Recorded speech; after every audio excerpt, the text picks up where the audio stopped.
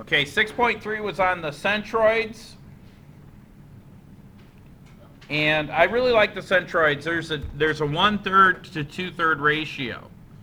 Okay, so the centroid is what we call the median. In other words, this is congruent to this side's congruent to this, and then this side is congruent to this. But this is 2/3 of what this is. Okay, so it tells me that BL is 12. So this whole thing is 12. That means if BL is equal to, so the short side is 1/3. So 1/3 of BL equals PL. And 2/3 of BL equals, BP. Okay? And we know that BL is 12. So what's 1/3 of 12? What's 12 divided by 3? 4, right? Or why did I write 12 down again? 4. Now you can do this two ways. 2/3 of that is going to be double of 1/3. So what's 4 times 2? 8. So then this is 8. So if I put 8 here and 4 here, whatever the shortest side is, you double that for the, the other side. But what's 8 plus 4? 12. 12, so it works out. Can you guys see what I'm doing there? Yeah. Let me do this though, because you can't really see my 4. And so we're going to do the same thing here.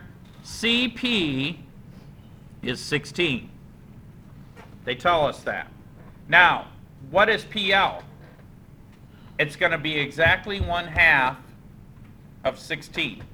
So what's 1/2 of 16? 8. So PL is 8. And then CL is equal to PL plus PC or CP, however you want to look at it. And that's equal to 8 plus 16. And then what's 8 plus 16? 24. So that one's pretty easy. And then number 3, we're going to do more of the same.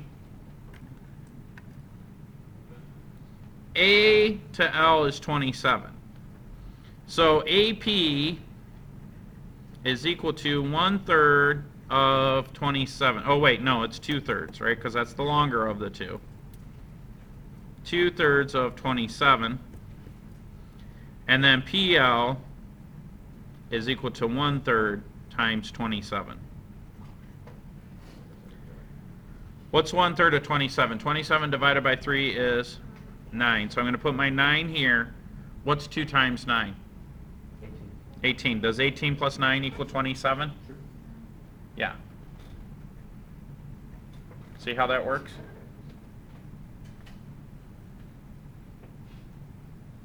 You basically take the short side and multiply it by 2 to get the longer of the two sides. That's it.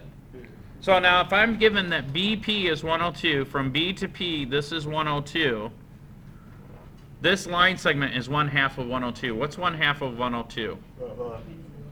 51.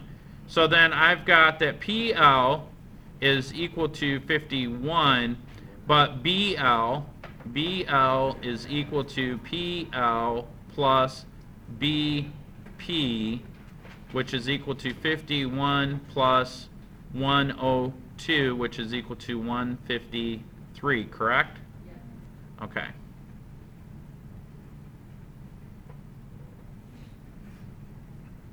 So if you had to guess, what would be the trick to being successful on this test? Well, paying attention, yes. What do you have to identify quickly? What type of center you have, right? Because there's a formula for each center. Now what I'm going to do is I'm going to write the centers on the board, and there's some clues there. Okay? All right, we're going to skip all of the rest of this.